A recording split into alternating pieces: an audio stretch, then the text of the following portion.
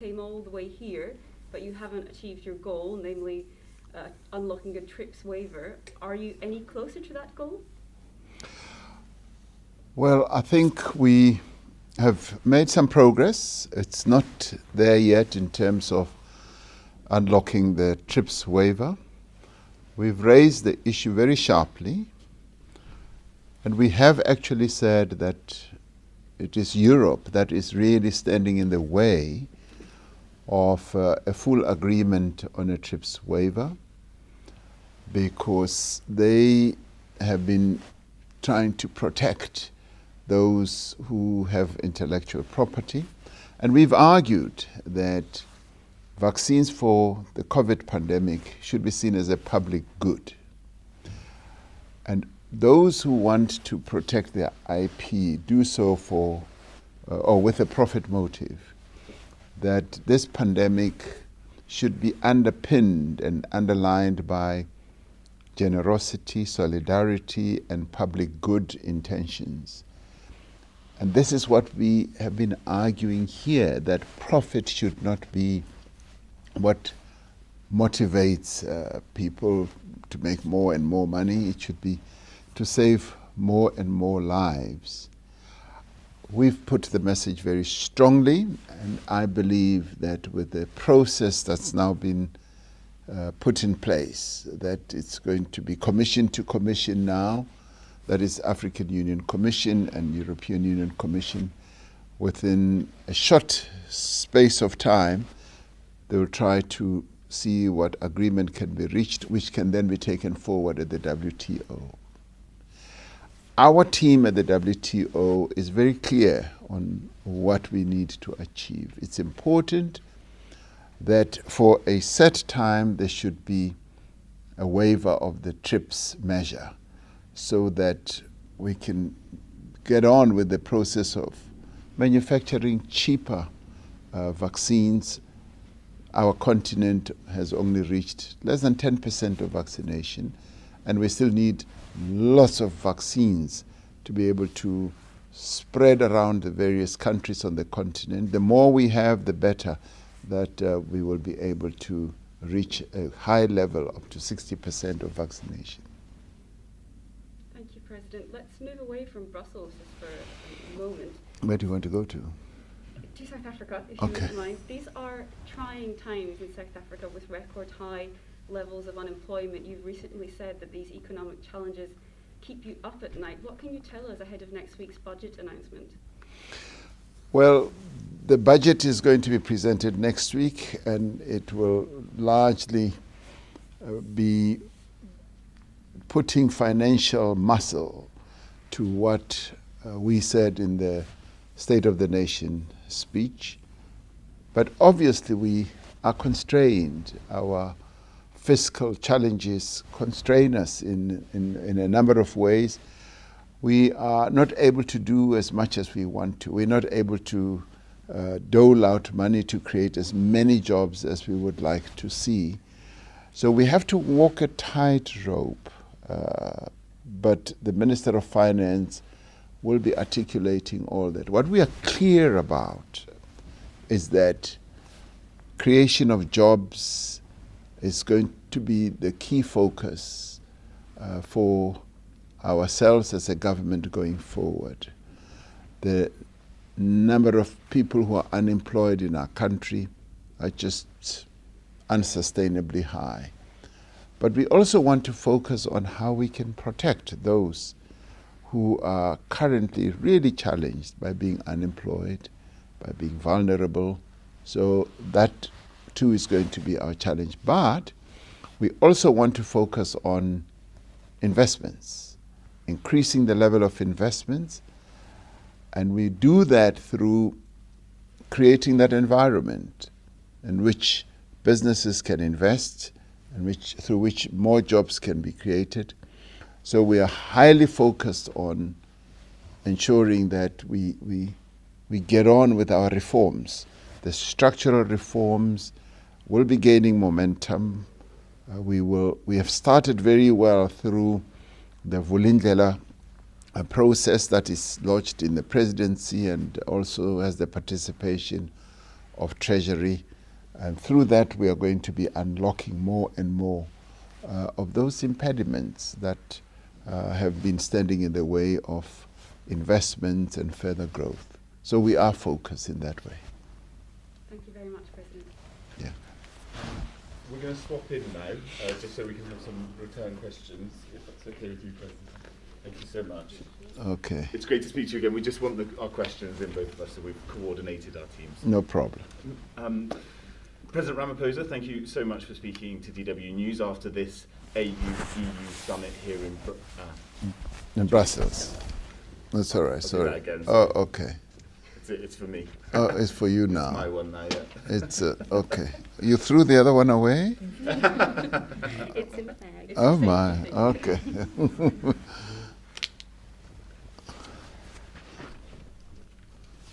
President Ramaphosa, thank you so much for speaking to DW News after the AU-EU summit here in Brussels. Talking about this TRIPS waiver, you have come to Brussels with the intention of persuading the Europeans to change their vision and to release the IP on the intellectual property on vaccines so that they can be produced in Africa. Germany is one of the countries that is most reluctant to do so. How much of your anger towards the Europeans is directed towards Germany, and what does this mean for Africa that this TRIPS waiver isn't coming into place? Well, on the TRIPS waiver issue, it's not so much anger that is directed against anyone or in particular Germany. I had a wonderful meeting with the new Chancellor, Mr. Scholz, and we had a good exchange on the issue of the IP waiver, and I explained to him what is driving us to put forward the arguments that we are putting forward. And I said, in our view, when we are in a pandemic like this, what will get us out of the pandemic should be regarded as a public good. It should not be seen as a profiteering type of instrument or product. It should be what should be readily available. And I think that message got through to him. And he started arguing that, even the originators don't necessarily want to make money out of it. I said, well, then we've got two objectives that can be put to good use for us to reach agreement. And obviously the originators want to do more and more research. And I said there are ways in which we can meet that objective by reaching a consensus on the IP as it stands, so that the countries that are able to utilize that IP, and South Africa being one of them, should be able to utilize the IP to manufacture more and more vaccines. And I did say that we don't want to be receiving crumbs from anybody's table. We don't just want to fill and finish, where we get the drug substance from somewhere, fill it, and then put it on the market. We want to be able to manufacture the drug substance ourselves. And that is where the real heart of the IP argument comes in. And I said, that should be fairly straightforward. And then again, I argued that this is not forever type of provision. We want it for a set period, and so that we're able to get over this vaccine. So I think that message got through, and it is for that reason that it's now been felt that there should be a two-process negotiation at the commissions, and thereafter should then be transposed to the WTO itself, with the active participation of the Director General of the WTO. By the way, Dr. Ngozi, the Director General, is very keen that a solution should be found, that a compromise should be found, because this is the type of pandemic that requires both sides to get together and find agreement. Now, what happened at the end of this summit is that there's 6 hubs that are going to be created in Africa, one of them in South Africa. It's sort of been accepted but as a positive step. But as you mentioned, this is sort of a fundamental issue between Africa and Europe, this idea of the relationship. And this summit was about trying to change the relationship. Does this issue, to you, highlight the real fundamental problems in the relationship between Africa and Europe? I would say the reluctance of Europe, for instance, to reach an agreement on the TRIPS waiver is what weakens the relationship. An agreement on the TRIPS waiver would strengthen the relationship, would consolidate it. And I did say as much in the meeting that if we are not able to reach agreement on this, it would be seen that this was a failure. However, a proposal was put on the table to try and find another avenue of addressing this matter. And I look forward to seeing whether a solution will be found. Because if we're not able to find a solution on this, despite everything else that is being done in the way of making vaccines available to Africa, the hubs that are being set up, it will mean that we have not really been able to find each other on a matter of life and death, a key matter where we should be embracing one another and finding one another. The rest of the other things can happen, but if they find people dead, what is the use of all that? So we need then to do things in tandem and all at the same time, and be able to demonstrate that our partnership, the value of our partnership, is important. If I might just have one more quick question on a different issue, on security. Do you approve of France's withdrawal from Mali, or are you worried that this is going to have a major security effect in Africa? Well, this has been discussed. It obviously, the withdrawal is going to have a negative effect. But at the same time, France is motivated by a whole range of issues, including, I think, their own domestic issues. So one needs to be considerate of that.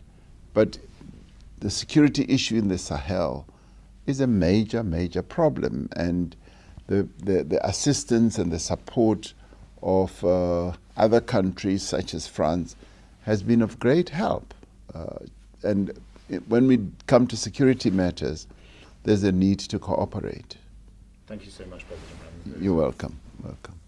Thank you. Yeah. You covered. No, you can have your security question and then I'll come. Yeah, no, just on the security matter.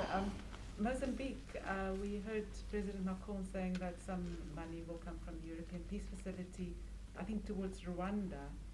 And I'm just wondering, because you've been trying to get money for the SADC, for SAMIM, and for the Mozambique intervention. I was just wondering if there's any progress on that.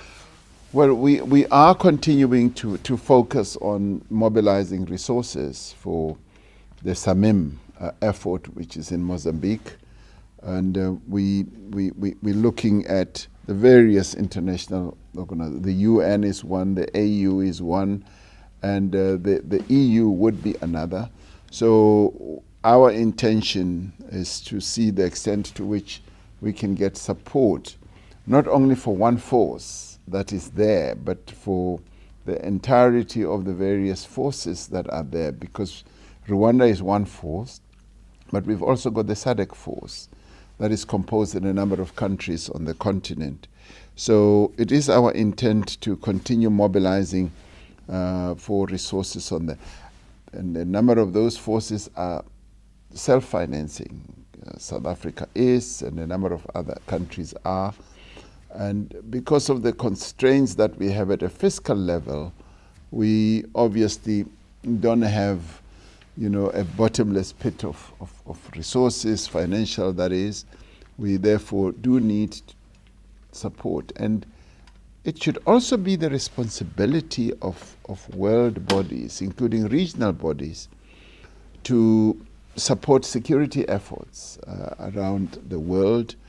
The countries that are affected, it should not be their sole responsibility to support peace efforts. They need to be supported. Quite often it happens outside their budgetary requirements, and therefore support is important for them to be able to ward off insurgents. So, President Ramaphosa, I would like to have a question on the just transition and on coal. You have a background as a union leader, as an investor, and as a politician, so you looked at coal from all sides now. You have negotiated last year a big package of financing to do this just transition. There was $8.7 billion that was put on the table. How will you approach that? And do you have the support of the current unions to get out of coal and to make that transition? Yes, there is support for the just transition process. All stakeholders in South Africa have embraced the just transition process. We all know that, for instance, coal is a finite type of commodity, particularly in the belt where coal mines exist. A number of those coal mines have run out of coal. A number of power stations are too old to continue generating electricity. And in order for the towns not to die, and in order for workers not to lose their jobs, it's important that we should transition.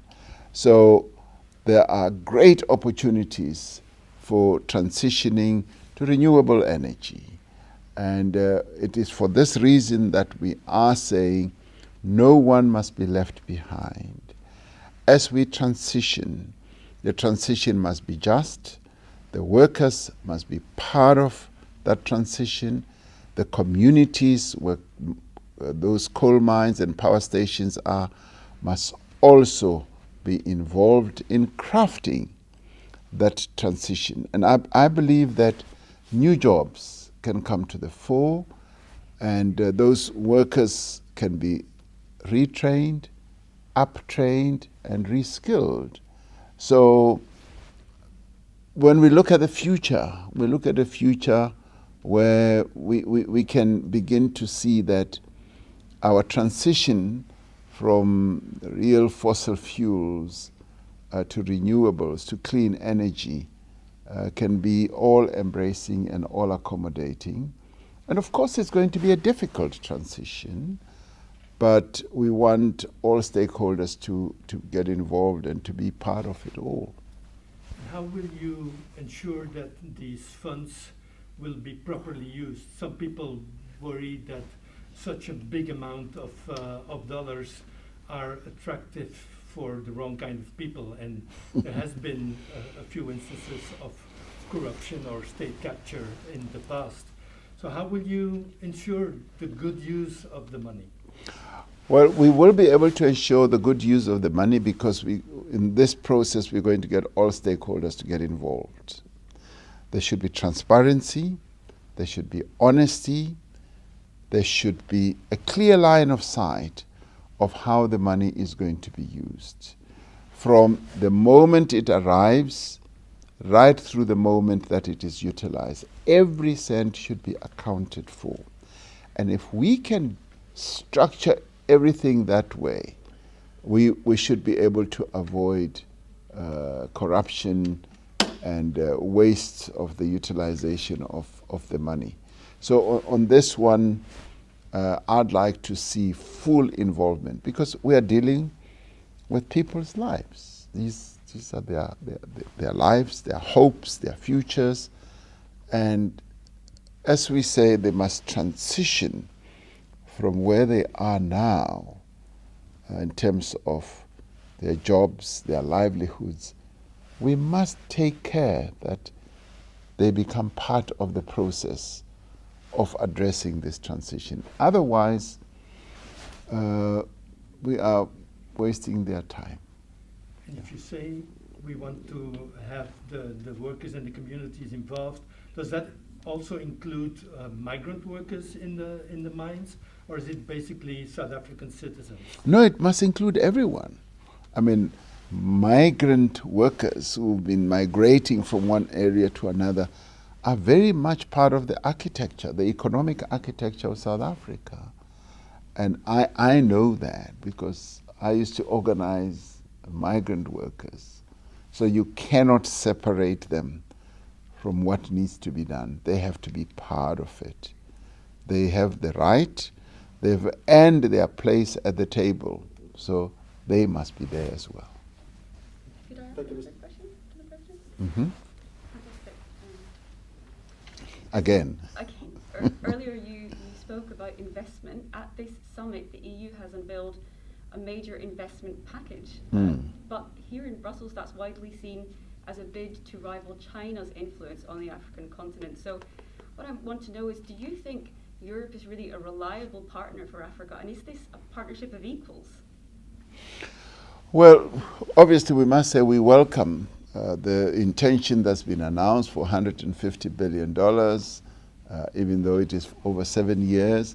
It is significant. But for us, as we've lived through various promises from, the COP Paris Accord, when $100 billion was promised per year, we look at this with a degree of wanting to see whether it will really be done, because we still remember what was not done in the past. But then again, they've come forward to say this is what we are promising. The pudding, as they say in the classics, is going to be in the tasting. We will see whether in the end they do live up to what they say they want to invest in agriculture, in infrastructure, in power generation, and all that. So we will see. I did raise the question that, we want to know what the terms are. What are the real terms? And when is this all going to happen? And where is it going to happen? To whom is this going to be made available? So those terms, in my view, are still not clear. So we will still need to see whether at a commission to commission level, European and African Commission, things will be clarified. But in the end, they've made this commitment. And are they trying to rival China? I wouldn't say. We have welcomed China as a partner, and China is supportive of the African development agenda. And we welcome various parts of the world to invest in Africa. Africa is ready and willing and hungry for investment, but we will take the investments on terms that are not going to undermine our sovereignty as Africa. We must make that very clear. We've been very clear in saying, help us not on terms that are going to take us back to colonialism. If you are interested in being our partner for development, yes, we will say the strings that need to be attached to whatever form of help needs to be very transparent, they need to be clear, but what we must say is that we are not prepared to have strings that take us back to a colonial past. Thank you. Thank you, Mr. President. Thank you. Thank you.